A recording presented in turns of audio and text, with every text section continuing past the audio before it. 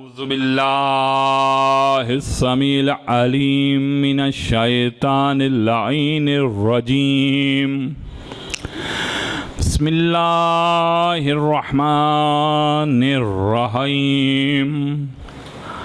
الحمد لله رب العالمين والصلاة والسلام على أشرف الأنبياء والمرسلين سيدنا ومولانا أبي القاسم محمد. اللهم صل على محمد وآل محمد وعلى أهل بيته الطيبين الطاهرين المعصومين المظلومين الذين أذهب الله عنهم الرجس وطهرهم تطهيرا. اللهم صل على محمد وآل محمد ولعنة الله على أعدائهم أجمعين الآن إلى قيام يوم الدين. أما بعد فقد قال الله سبحانه وتعالى في محكم كتابه المتين وفرقانه الحميد وقوله الحق. بسم الله الرحمن الرحيم. ألف لام ميم ذلك الكتاب لا ريب فيه هدى للمتقين. صلوات.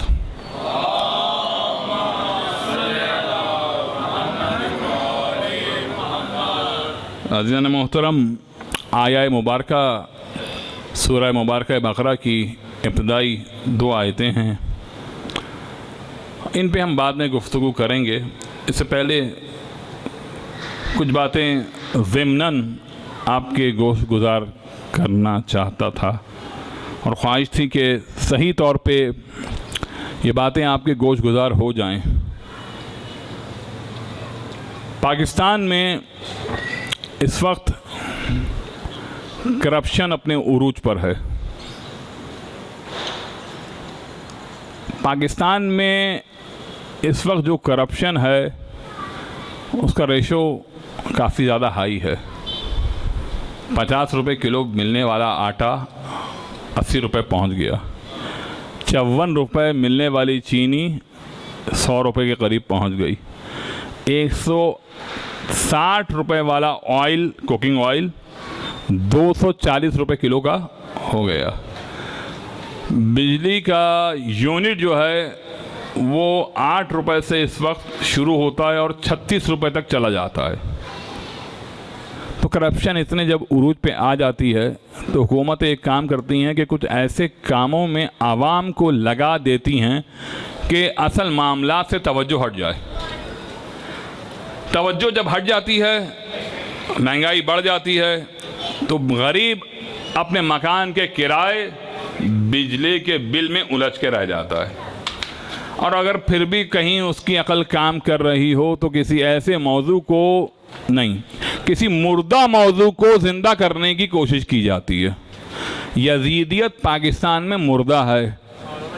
اس کو زندہ کرنے کی جو کوشش کی گئی، ایک تو کئی عوامل شامل ہیں، جن میں سے ایک بڑا اہم پاکستان میں کرپشن اور مہنگائی کا بے انتہا کمال تک پہنچ جانا. جب عوام اس میں الجھی ہوئی ہے کہ بچے کی فیس کیسے جمع کرائیں گے اور علاج کیسے کرائیں گے اور کورونا سے کیسے بچنا ہے اور راشن کیسے جمع کریں گے اور کیا کرنا اور کیا نہیں کرنا، تو کہیں اور سوچنے کے قابل ہوگی نہیں.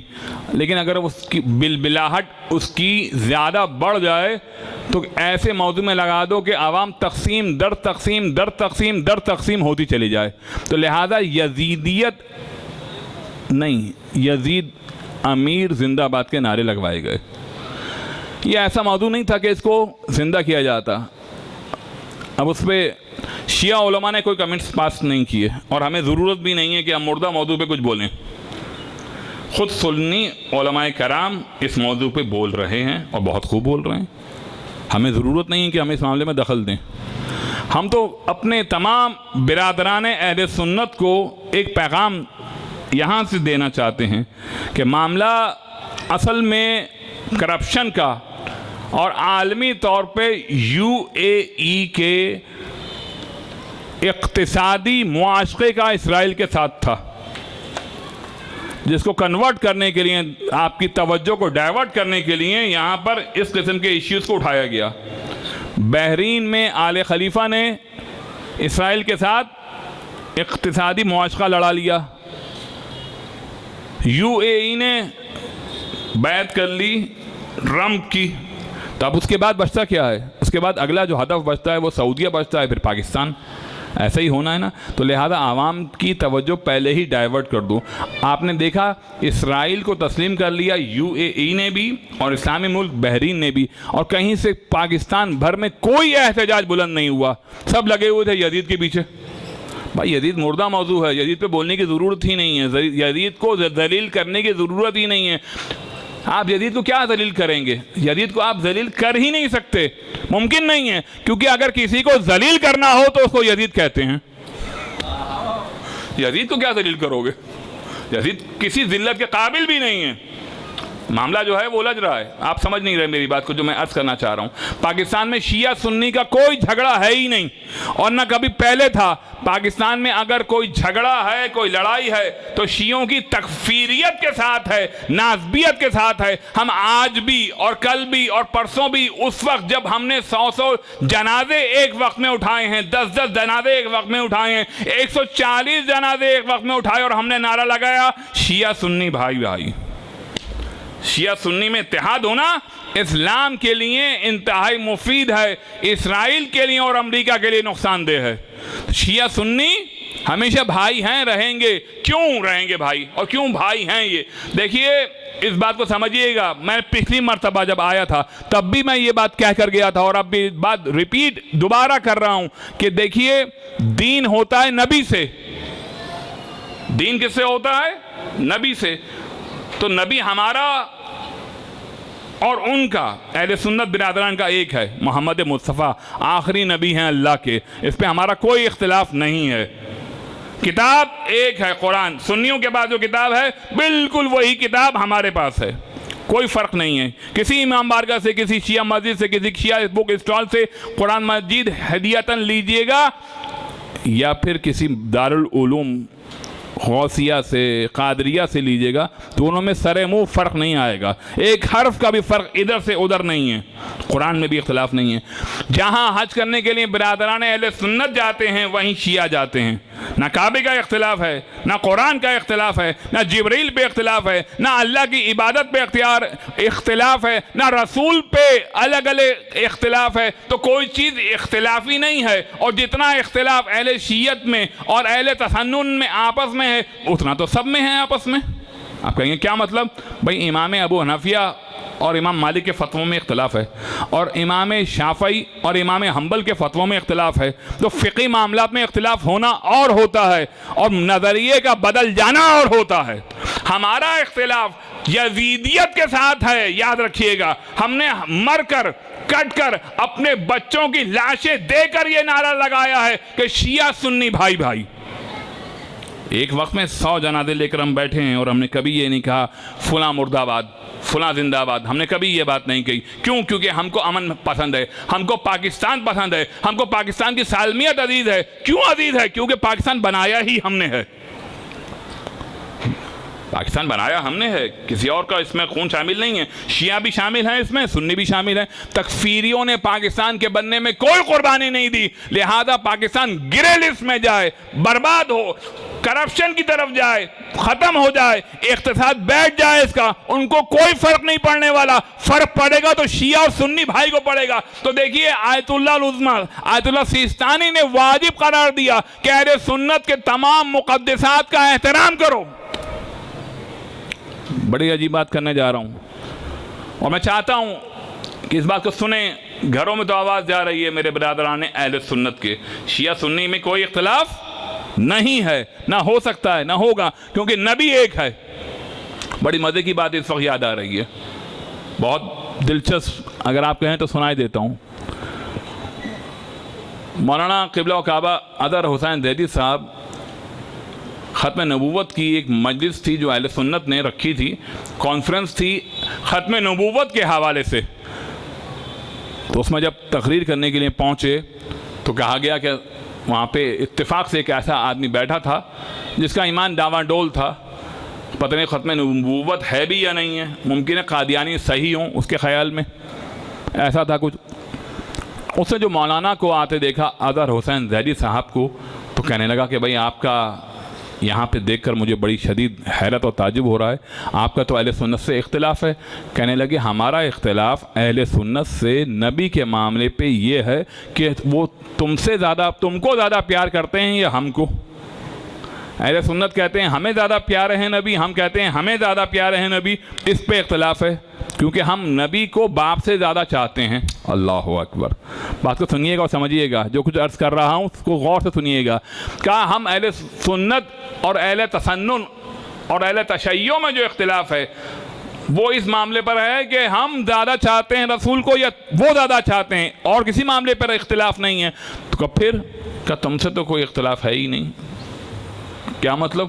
کہنے لگے دیکھو تم نے تو باپ ہی بدل لیا، جس نے باپ بدل لیا ہو اس سے کوئی اختلاف نہیں ہوتا. تو قادیانیوں کے معاملے میں بھی شیعہ سنی ایک ہیں، قرآن کے معاملے میں شیعہ سنی ایک ہیں، کعبے کے معاملے میں شیعہ سنی ایک ہیں، نبی کے معاملے میں شیعہ سنی ایک ہیں. تو اب جس نے آگ لگائی ہے اس کا نام سنتے جاؤ، اس کا نام ہے تکفیریت، اس کا نام ہے ناسبیت، اس کا نام ہے خارجیت. تو دیکھنا جا کر مسلم شریف میں کیا روایتیں آئی ہیں خارجیت سے متعلق اور کیا روایت آئی ہیں ناسبیت سے متعلق. تو پہچان کیا ہے؟ کون ناسبی ہے، کون خارجی ہے، اہل سنت اصل میں کون ہے، اہل شیعت اصل میں کون ہے. تو کسی مفکر صوفی سے کسی نے سوال کیا تھا آپ شیعہ ہیں یا سنی؟ آپ کی بعض باتوں سے لگتا ہے کہ آپ سنی ہیں، آپ کی بعض باتوں سے لگتا ہے کہ آپ شیعہ ہیں. تو انہوں نے بڑا خوبصورت معصومانہ جواب دیا تھا، کربلا کے واقعے کے بعد نہ شیعہ رہے نہ سنی رہے، دو ہی نظریے رہ گئے، ایک کا نام حسینیت ہے، ایک کا نام یزیدیت ہے، اور میں حسینی ہوں. تو دیکھیے جتنے برادران اہل سنت ہیں حسین کو پسند کرتے ہیں. کیوں؟ جانتے ہیں کہ حسین کے نانا کون ہیں، جانتے ہیں حسین کی ماں کون ہے، جانتے ہیں کہ حسین جنت کے جوانوں کے سردار ہیں، جانتے ہیں اس بات کو بہت اچھی طرح کہ حسین کا مرتبہ اللہ نے کیا رکھا ہے. اس بات کو بہت اچھی طرح سے اہل سنت سمجھتے ہیں. جنت کے جوانوں کا سردار وہ قرار دیتے ہیں. ان کے ہاں کی روایتیں ہیں، ہمارے ہاں کی تو روایتیں مختلف ہیں لیکن ہیں. اور روایت کیا ہے؟ روایت سن لیجئے. بخاری شریف کی روایت ہے اور بڑی خوبصورت روایت ہے، اتنی حسین روایت ہے کہ جتنی بار پڑھیں گے اتنی دفعہ لطف آئے گا، اور جتنی بار سمجھیں گے ہمیشہ کے لیے لطف اندوز ہوتے رہیں گے، ایمان تازہ ہوتا رہے گا. کیا روایت ہے؟ الحسن والحسین سیدہ شباب اہل الجنہ وابوہما افضل منہما. حسن حسین میرے دو بیٹے ہیں، جنت کے جوانوں کے سردار ہیں. یہاں پہ ایک ضمناً جملہ سنتے جائیے گا. جنت میں اگر کوئی آدمی آج 80 سال کا ہو گیا اور مر گیا تو جنت میں بوڑھا ہوا نہیں جائے گا، جوان ہو کر جائے گا. تو جو روایت کے آگے ٹکڑے لگائے گئے ہیں نا بعد میں وہ جھوٹے ہیں. جنت میں جس نے جانا ہے جوان ہو کر جانا ہے. میں نے بہت بڑی بات کہہ دی. جنت میں جس نے جانا ہے نہ ادھیڑ عمر جائے گا جنت میں، نہ بوڑھا جائے گا. جس نے جانا ہے جوان ہو کر جانا ہے. تو جنت کے جوانوں کے سردار کون ہیں؟ حسن اور حسین ہیں. تو یہ جنت کے جوانوں کے سردار وہاں جا کر بنیں گے کیا؟ آج نہیں ہیں، یہ آج ہیں. رسول کہہ رہے ہیں جنت کے جوانوں کے سردار ہیں. اس کا مطلب ہے ابھی سے ہیں. پروردگار نہ جنت کا فیصلہ ہوا نہ دوزخ کا فیصلہ ہوا. یہ معلوم ہی نہیں کہ جنت میں جانا کس نے ہے، یہ بھی نہیں معلوم کہ دوزخ میں کس نے جانا ہے. کہ یہی تو بتا رہا ہوں جنت کے جوانوں کے سردار حسین اور حسن ہیں. پروردگار یہ تو وہاں معلوم ہوگا نا، یہاں کیسے معلوم ہوگا؟ کیا ہم نے کب کہا کہ وہاں جا کے معلوم ہوگا؟ ہم تو یہ کہہ رہے ہیں کہ جنت کے جوانوں کے سردار حسن اور حسین ہیں. کیا مطلب؟ بھائی جو یہاں پہ ان کو اپنا سردار مانتا ہے وہی جنتی ہے، اسی کے سردار ہیں.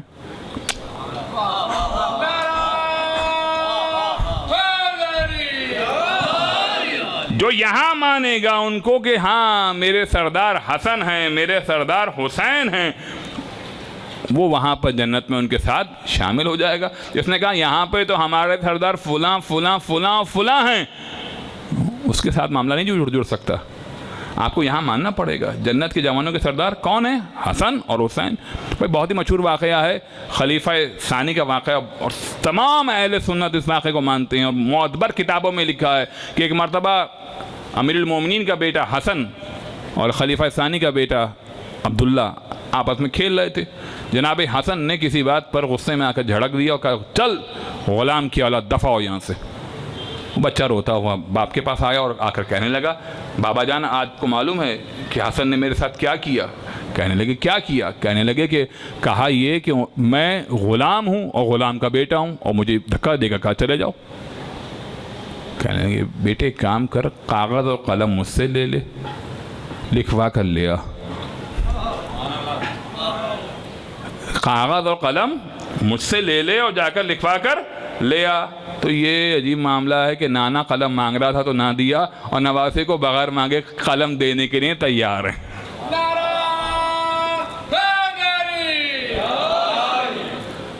جو آیت میں نے پڑھی ہے اس پہ ہم گفتگو کریں گے، ابھی ماحول تیار ہو رہا ہے آہستہ آہستہ، آپ لوگ سننے کے لیے آمادہ ہوتے جا رہے ہیں، اور اس کے بعد پھر ہم اس آیت کے ذیل میں کچھ تھوڑی گفتگو کریں گے، لیکن ابھی تو ابتدا ہے، تھوڑا سنیے گا۔ مودت کا تقاضا یہ ہے کہ یہاں سے آپ لوگ اپنی گاڑیوں میں نمائش تک جائیے چہلم کے روز، اور یہ دعوت آپ کو نہیں دے رہا، میں تمام مسلمان بھائیوں کو دے رہا ہوں، تمام برادران اہل سنت کو دے رہا ہوں۔ حسین ہمارے فقط نہیں ہیں، تمہارے بھی اتنے ہی ہیں جتنے ہمارے ہیں۔ اس بات کو سمجھنے کی کوشش کرو اللہ کے واسطے، تفریق پیدا مت کرو۔ حسینیت اتحاد سکھاتی ہے، محبت سکھاتی ہے، ایثار سکھاتی ہے۔ حسینیت تفریق نہیں سکھاتی، کیونکہ حسین امام ہیں، بادشاہ نہیں ہیں۔ امام کون ہوتا ہے؟ ہم اس سے بات کریں گے، اس مجلس میں آج ہی کریں گے تھوڑی سی بات، لیکن یہ سمجھ لیجئے کہ حسین امام ہیں، اور امام وہ ہوتا ہے کہ جس کے ابرو کے اشارے پر کائنات چلتی ہے۔ پتہ نہیں کتنی سلطنتیں اس دنیا میں اس وقت موجود ہیں، اگر تمام میں امر خدا جاری ہے، امر خدا ہوا ہے، رزق ہے، موت ہے، حیات ہے، بیماری ہے، نسل کا آگے بڑھنا ہے، زندگی کا طویل ہونا ہے، زندگی کا مختصر ہونا ہے، رزق کا ملنا ہے، نہ جانے کتنی ہزاروں چیزیں امر خدا میں شامل ہیں۔ امر خدا ابروئے امامت کا منتظر ہوتا ہے۔ حسین امام ہیں۔ مل کے ایک مرتبہ درود پڑھ دیجئے گا۔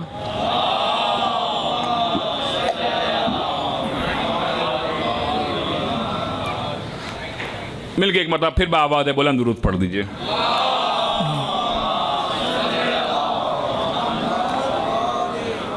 بسم اللہ الرحمن الرحیم۔ الف لام میم ذالک الکتاب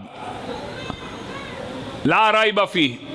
الف لام میم، یہ وہ کتاب ہے جس میں شک نہیں ہے، شک نہیں ہے، ریب شک کو کہتے ہیں۔ الف لام میم ذالک الکتاب، یہ وہ کتاب ہے جس میں ریب نہیں ہے۔ ریب سمجھتے ہیں؟ ریب شک سے اوپر کی چیز ہوتی ہے، ریب، ورنہ خود لفظ شک عربی کا لفظ ہے۔ لفظ شک جو ہے وہ عربی کا لفظ ہے۔ ریب کسے کہتے ہیں؟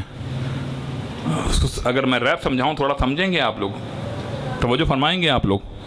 ریب میں اور شک میں فرق کیا ہوتا ہے؟ شک جو ہے نظریے میں بھی ہو سکتا ہے اور عمل میں بھی ہو سکتا ہے۔ میں نے وضو صحیح کیا یا نہیں کیا، شک ہو رہا ہے۔ بات سمجھ میں آ رہی ہے یا نہیں آ رہی؟ میں نے وضو صحیح کیا ہے یا نہیں کیا، یہ شک ہو رہا ہے، تو یہ عمل میں شک ہے۔ اور میں کہوں یا رسول اللہ جیسا شک مجھے آج ہو رہا ہے ایسا پہلے کبھی ہوا ہی نہیں، تو یہ عقیدے میں شک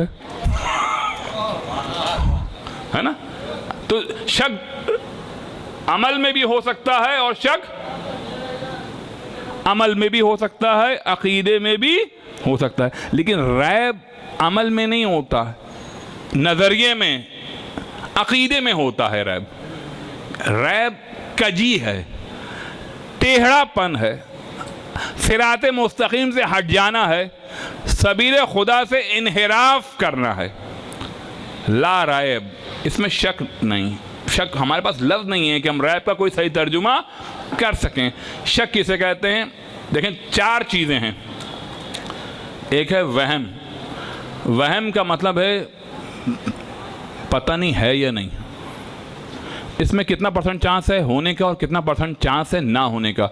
1 سے لے کر 25% تک چانس ہے یا نہیں. موہوم ہے وہم، پتہ نہیں، کچھ ہونے کا بھی پتہ نہیں اور نہ ہونے کا بھی پتہ نہیں. لیکن نہ ہونے کا زیادہ امکان ہے.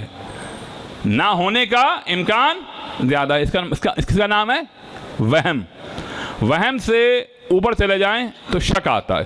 شک 50% ادھر اور 50% ادھر. اس کا نام کیا ہے؟ شک. اس کے اوپر ہے ظن. ظن کیا ہے؟ 51 سے لے کر 99% تک ظن ہے.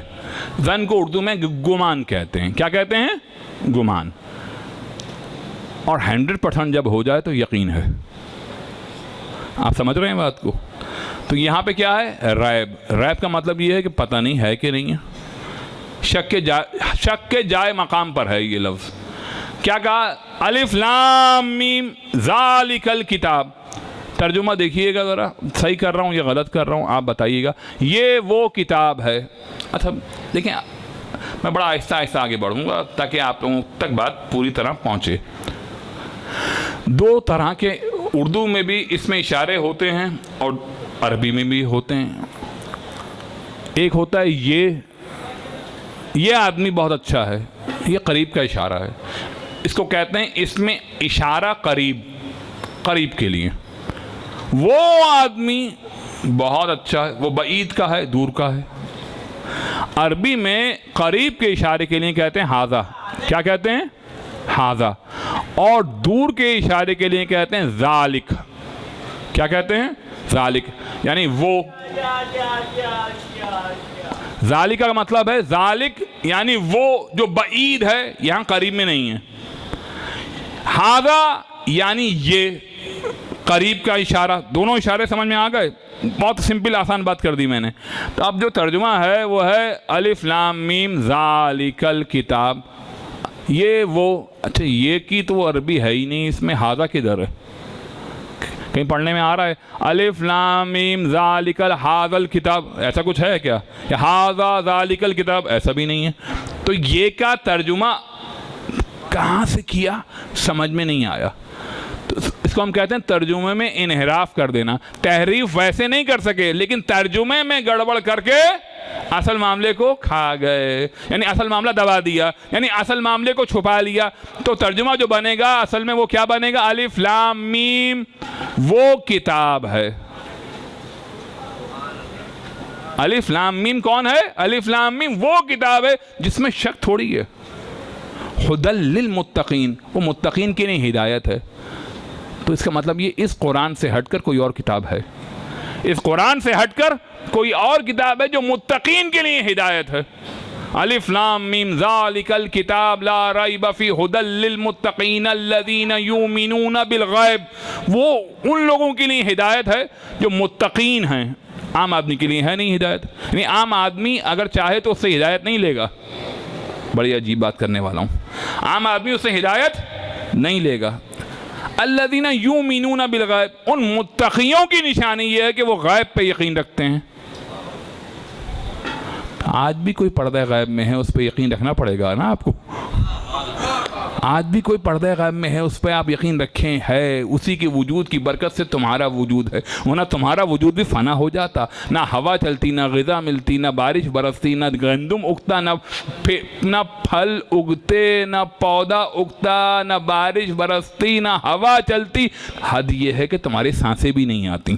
کوئی ہے پردہ غیب میں. الذین یؤمنون بالغیب. الف لام میم وہ کتاب ہے. کون سی کتاب ہے؟ اس قرآن سے ہٹ کے کوئی اور کتاب ہے ایسی جو متقین کے لیے ہدایت ہے. عام لوگ اس سے ہدایت لینا بھی چاہیں تو نہیں لے سکتے جب تک کہ مقام تقوی تک نہ پہنچیں. اس تقوی کی علامت یہ ہے کہ ایمان لائیں غیب کے اوپر. الذین یؤمنون بالغیب ویقیمون الصلاۃ.